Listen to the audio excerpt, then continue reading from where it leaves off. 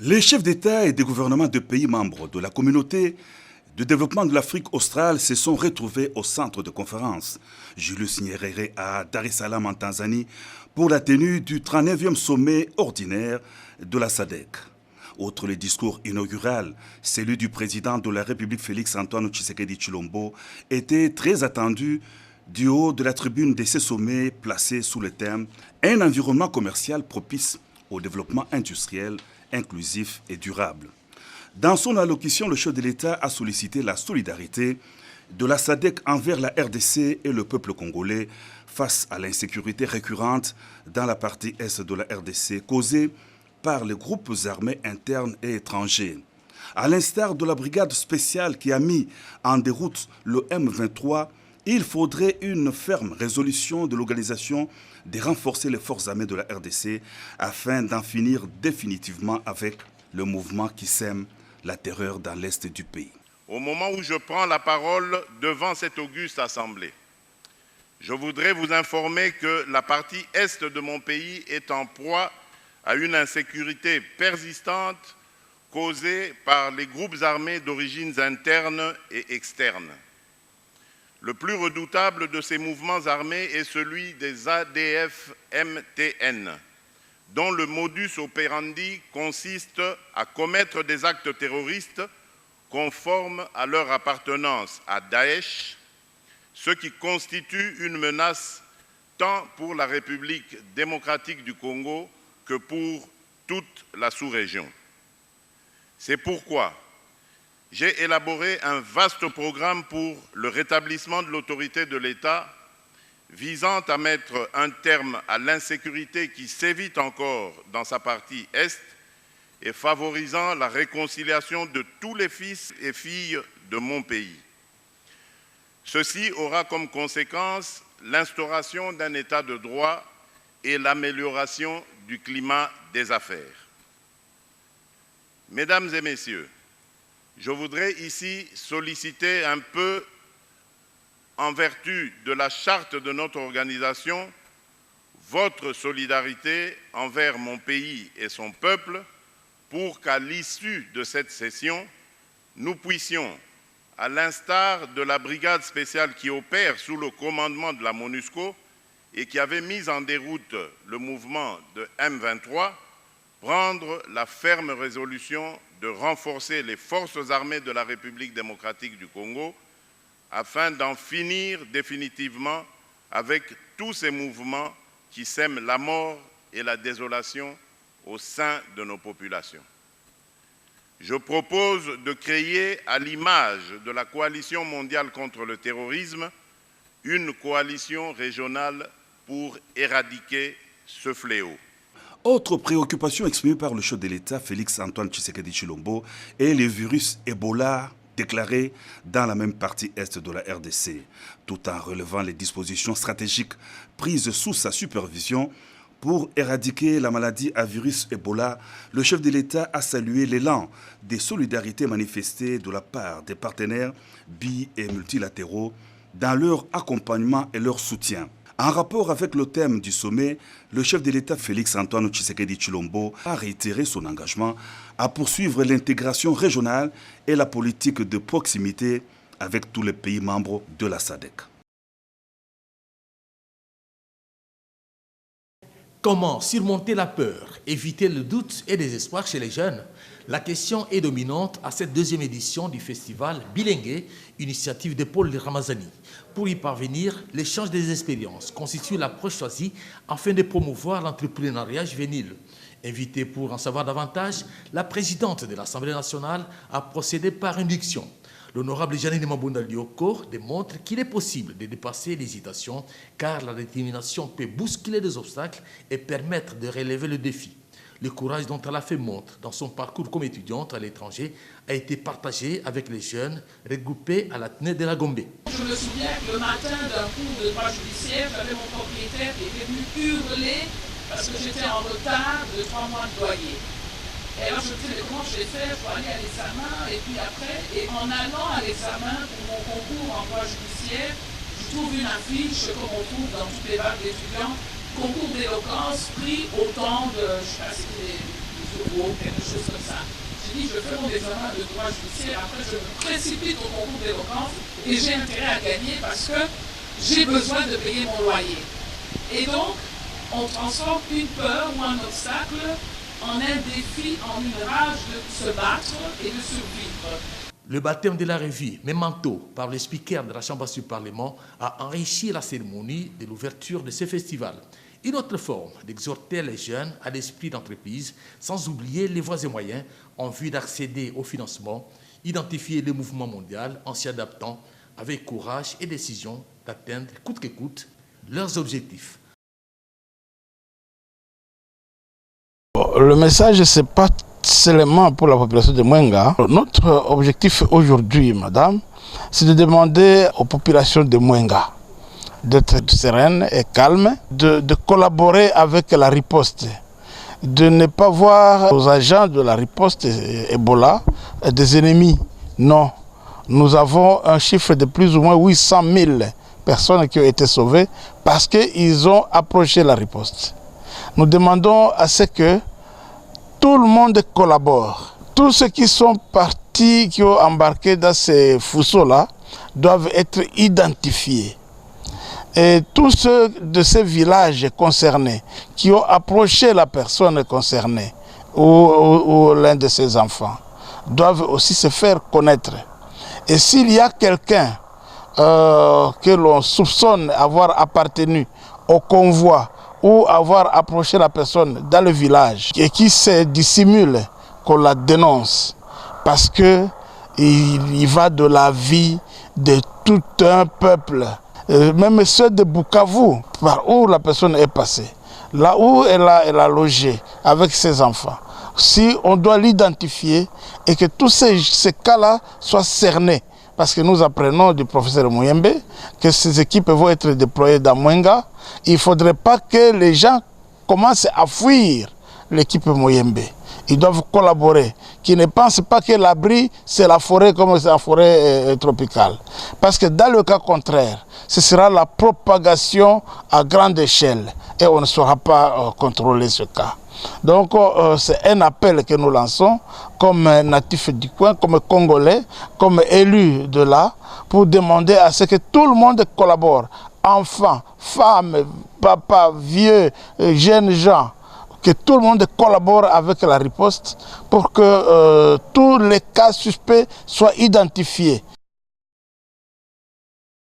L'Église, toujours au milieu du village, se doit d'avoir un partenariat interactif avec la politique, un partenariat responsable pour un lendemain meilleur. La vision du chef de l'État, Antoine Félix Tshisekedi Tshilombo, étant de booster l'économie du pays, les responsables des confessions religieuses ont une obligation de mettre la main à la pâte pour réussir ce pari. La conseillère du chef de l'État en matière de la jeunesse, qui prenait une part active à cette cérémonie, a appelé les jeunes, qui sont le reflet de la société de demain, d'être conscients dans ce qu'ils entreprennent. Cette cérémonie n'est pas pour moi l'investiture d'un homme qui deviendra supérieur à ses pairs, mais plutôt d'un serviteur.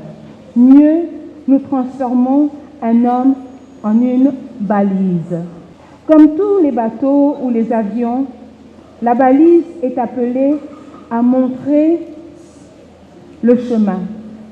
Pas n'importe lequel, mais le bon chemin. Le président de l'Assemblée provinciale de Kinshasa, Godin Poy, a invité les jeunes à imiter les politiciens qui dirigent dans la véracité. Il n'y a pas de succès sans successeur, a-t-il dit. Il n'y a pas de successeur sans formation, il n'y a pas de formation sans fondement. Ces hauts cadres en devenir doivent préparer leur lendemain avec responsabilité. Pour le président des églises de réveil du Congo, Soni Kafuta, l'avenir se prépare aujourd'hui. Celui qui a échoué dans sa jeunesse aura d'énormes difficultés de réussir dans sa vieillesse. Notre passé, qu'il soit bon ou mauvais, Dieu est le seul juge. Oublions donc le passé, regardons l'avenir en ayant foi en Dieu. La jeunesse, c'est la relève des hauts cadres et dirigeants de l'ERC. Les hauts cadres de l'Église du Réveil du Congo de demain, c'est vous. Nous sommes le sel du monde. Il n'y a qu'une seule voie pour réussir. C'est le travail qui anoblit l'homme. Point n'est besoin, a dit l'évêque général, d'entrer dans l'occultisme, la sorcellerie, le fétichisme pour chercher l'argent. Il faut donc viser plus haut dans la présence. Il faut donc viser plus haut dans la présence divine, a-t-il conclu. Les rideaux sont tombés ce samedi 17 août 2019 sur la conférence des gouverneurs de l'espace Kasaï avec plusieurs recommandations, mais surtout sur l'identification des besoins dans le cadre du programme accéléré de lutte contre la pauvreté et des inégalités. Programme initié par le président de la République démocratique du Congo, Félix-Antoine Tshisekedi Tshilombo, dès la prise de ses fonctions. Je suis totalement satisfait parce que vous savez, le Kasaï central, nous sommes dans une région post-conflit. Il était indiqué que nous puissions recevoir les collègues des autres provinces de cet espace et qu'on puisse échanger sur le problème de pauvreté et des inégalités dans la région. Cette conférence nous a permis de relever que nous pouvons diversifier les ressources chez nous, pas que minières, les ressources agricoles également. Ces assises plutôt nous ont permis de relever énormément de défis intéressants avec les collègues qui peuvent permettre qu'il y ait une grande intégration au niveau de la région du Grand Kasaï. Pour cette deuxième et dernière journée, les gouverneurs de l'espace Grand Kasaï ont suivi des programmes pour améliorer les niveaux de vie de ménages et des individus en milieu rural. Nous n'avons pas d'eau potable dans la majorité de la population. Je parlais des infrastructures routières surtout. Pourquoi? Parce que nous parlons de combattre la pauvreté. Pour les conseils spéciaux du chef de l'État en matière de lutte contre la pauvreté, le moment est venu pour matérialiser la vision du président de la République. Le profil de pauvreté sera établi province par province et même territoire par territoire, de manière à ce qu'on puisse avoir les spécificités de chaque territoire. Étant donné que notre approche, c'est l'approche par projet multisectoriel, autonome, intégré par territoire. À l'issue de cette conférence, les participants ont tous pris l'engagement de garantir le pilotage stratégique du programme par la mise en place concertée avec le pouvoir central d'un système de suivi-évaluation. Il ne reste pour l'instant qu'avec l'aide de PNUD, organisateur de cette conférence, que les partenaires se mettent ensemble pour envisager l'émergence d'ici 2030. Tous repartent de Kananga satisfaits du bon déroulement des travaux pendant les 2 jours de la conférence.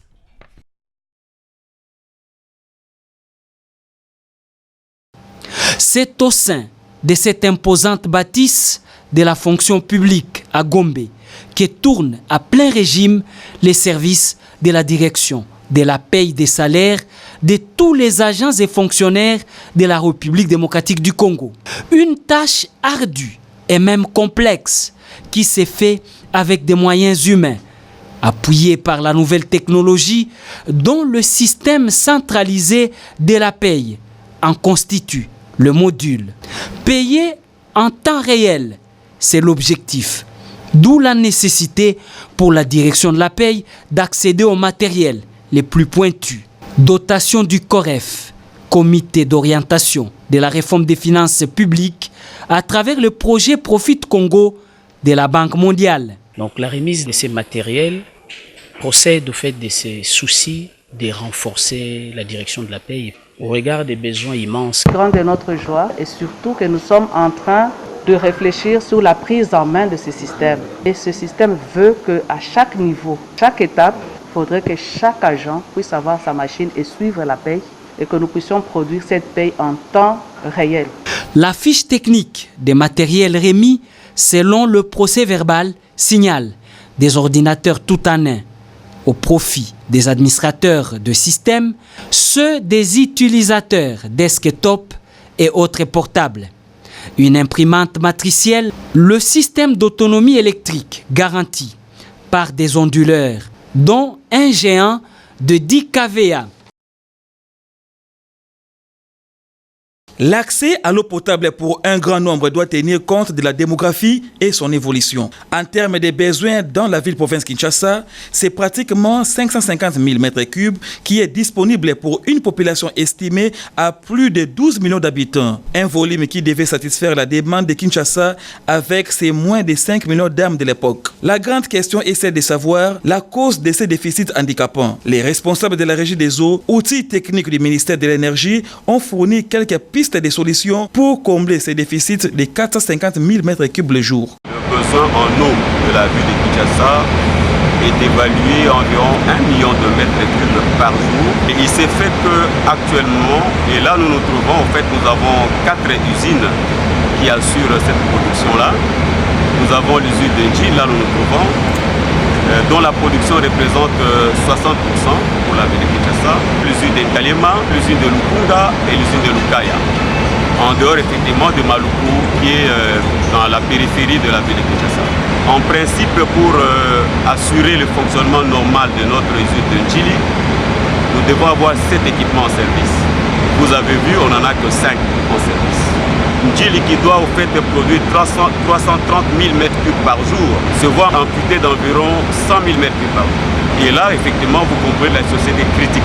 C'est ce qui fait qu'à ces niveaux-là, nous avons des très reports de décès dans la ville de Kinshasa. Garantir les investissements dans les secteurs de l'eau s'avère indispensable pour répondre à une demande toujours croissante liée à l'expansion démographique et au flux migratoire que connaît une aussi grande mégapole comme Kinshasa pour finalement faire de cette problématique sur les déficits en eau potable qu'un lointain souvenir. La sensibilisation à la gratuité de l'enseignement s'est déroulée dans des écoles du camp Kabila. Les parents militaires et leurs enfants ont reçu des fournitures scolaires, question d'encourager les enfants à aller à l'école l'année scolaire qui s'annonce. Cette sensibilisation s'est soldée par l'inscription gratuite des enfants orphelins à l'école primaire 5 et 6 à Lemba et à l'Institut Kabila. Nous avons sensibilisé tous les parents du camp d'envoyer leurs enfants à l'école, non seulement d'envoyer les enfants à l'école, mais également de faire le suivi des études de leurs enfants jusqu'à la fin de leur cursus. Juste après, nous avons distribué les kits aux orphelins recensés. Nous avons aussi parlé avec les responsables des écoles, question d'insister sur le choix des enseignants, parce que nous voulons les enseignants qualifiés pour les enfants des militaires et policiers. Ce travail de sensibilisation à l'enseignement gratuit est approuvé par plusieurs personnalités. Donc pour que tous les enfants puissent aller à l'école gratuitement. Et en même temps, nous savons que le chef de l'État, le président Félix Tshisekedi, a promis aussi la gratuité des enfants, de l'enseignement, de l'école primaire. Et donc voilà, nous sommes, je pense que le ministre provincial l'a dit, de l'EPSP, qu'ils sont déjà en train de commencer à voir comment il faut que ça soit effectif. Et pour que cela soit effectif, il faudrait le faire petit à petit. Et donc voilà, nous pensons que vraiment que les enfants au mois de septembre pourront bénéficier de cette gratuité. À terme, c'est la volonté du gouvernement que cherche à atteindre cette structure des enfants militaires appelée Telema Banamapinga. De la parole à l'acte, depuis plus de 3 ans, la province du Lualaba, avec à sa tête le père de la décentralisation, Richard Mouyej-Manguez-Mons, fait de l'éducation l'une des priorités de ses actifs. Un vœu qui lui permet et qui permettra à la province du Lualaba de se façonner pour se délier progressivement de la pauvreté qui l'avait longuement asservi. Pour la 1e fois, des jeunes des humanités devront recevoir des bourses d'études pour parfaire leur formation dans des universités performantes et appropriées, utiles pour l'avenir de la province du Lualaba. Cette cérémonie du jour, Nazi Diplôme, en est la preuve. 30 lauréats issus du parcours de l'édition de l'examen d'État 2018-2019 devront parfaire leurs études à l'Université internationale de Chypre, à l'île de Chypre, à l'Université de Sousse, en Tunisie et à l'Université Belcampus de Kinshasa. Belle cérémonie, initiée et patronnée par Richard Mouyej-Manguez-Mons, premier citoyen de la province du Lualaba, qui se faisait accompagner de membres de son gouvernement et de ceux de l'Assemblée provinciale du Lualaba. des mots de circonstances ont circonscrit la manifestation du jour, parmi lesquels celui du représentant du directeur provincial de l'EPSP, celui du représentant de l'Université internationale de Chypre, celui du coordinateur de la Fondation Raison d'y croire et de Richard Mouyej-Manguez-Mons, visionnaire de l'élan de développement de sa province, qui, à l'occasion, a dévoilé certaines surprises à l'intention des lauréats et des parents. À la différence de l'année passée, cette fois-ci les boursiers, non seulement ils sont pris totalement en charge par l'université, mais nos boursiers recevront chaque mois de leur province $300 chacun. Un mot qui intervient bien avant la remise des primes de membres du gouvernement et de ceux de l'Assemblée provinciale du Lualaba au lauréat. La petite merveille qui est venue embellir encore la journée, c'est cette prime de Madame Katia Moujing, première dame de la province, épouse du gouverneur de la province, remise aux filles lauréates. 104 inspecteurs et IPP ont participé à un atelier d'évaluation de l'inspection scolaire pour l'exercice 2018-2019 à Kinshasa. À l'issue de ces assises, les participants ont formulé des recommandations qui aboutiront à l'amélioration de l'enseignement, celle de superviser, de contrôler et de former. L'amélioration de la qualité de l'enseignement constitue un objectif important, a souligné le ministre intérimaire de l'EPSP, Mary Okondi.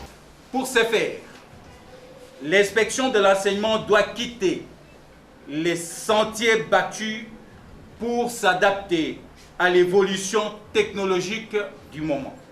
Les technologies de l'information et de la communication bouleversent tous les secteurs d'activité, y compris l'éducation et le monde du travail qui accueillent les jeunes issus du système éducatif. Ce professionnel de la CRE ont, au cours de ses travaux, identifié les défis majeurs et proposé des solutions telles que la construction et la réhabilitation de bureaux de gestionnaires pour une gouvernance de proximité.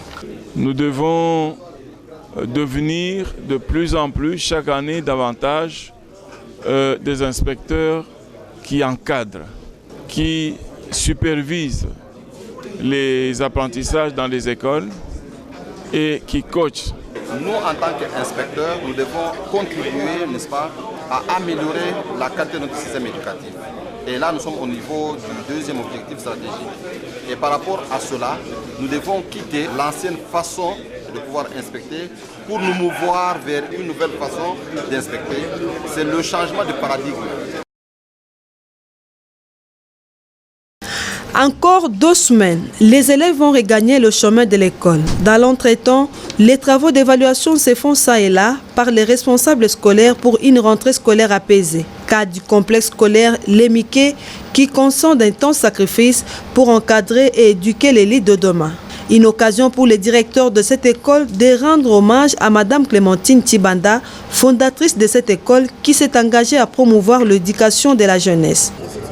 Nous vous invitons à renouveler votre confiance à votre école d'idées pour l'encadrement de ces enfants qui sont appelés à prendre notre relève demain et diriger ce pays. La promotion qui vient d'être proclamée ici, c'est la 10e promotion à l'examen d'État. Au cours de cette rencontre, les enfants ont exécuté des scénettes, des récitals et chansons. Les parents d'élèves ont été invités à se mobiliser pour une inscription massive des enfants à l'âge requis et sans discrimination. Et ont remercié la promotrice Yolande Tibanda pour son soutien et encadrement.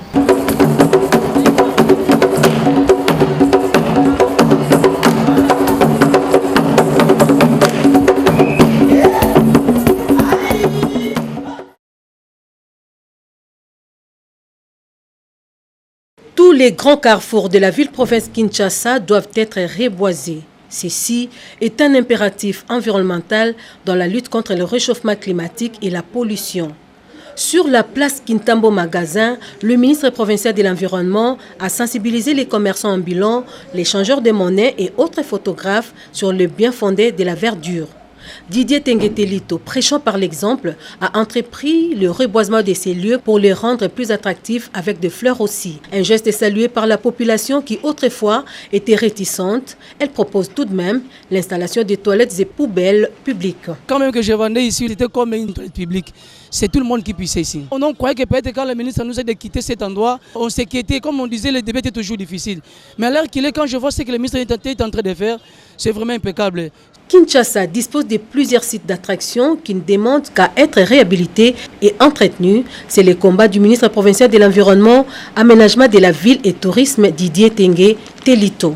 Mon ministère, qui est le ministère de l'Environnement, va continuer à poser des actes pérennes à du long terme. Nous sommes dans un milieu touristique, c'est-à-dire que ce site, mais l'environnement en fait est un ministère transversal.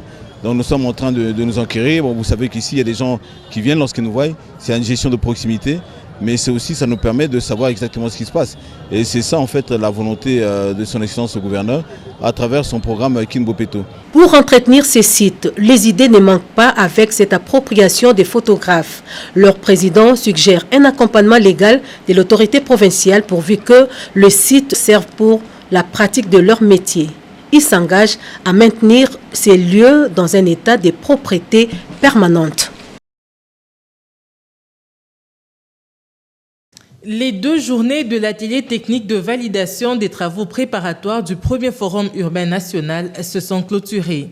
Les 3 commissions du forum national urbain, à savoir la commission technique et scientifique, la commission accueil, logistique et loisirs, ainsi que la commission communication et forum urbain virtuel, ont présenté un rapport synthèse final qui mentionne les actions multisectorielles à mener pour garantir la réussite de ce forum. Le ministre intérimaire de l'urbanisme et habitat, Thomas Loaka Losenjola, a, au cours de cette cérémonie de clôture, rappelé la ferme volonté du président de la République, Félix Antoine Tshisekedi Tshilombo, d'améliorer les conditions sociales des populations en favorisant un développement équilibré du profil urbanistique. Que le gouvernement de la République va œuvrer, entre autres, à mettre un terme à la prolifération des constructions anarchiques, des lotissements sans viabilisation et sans équipement, des quartiers à mobilité réduite, à connectivité aléatoire et à faible structure économique qui caractérisent nos villes. Les travaux de validation terminés, le regard reste tourné vers ce forum urbain national, le premier en République démocratique du Congo, qui sera organisé du 29 au 31 octobre prochain avec l'appui des experts tant nationaux qu'internationaux.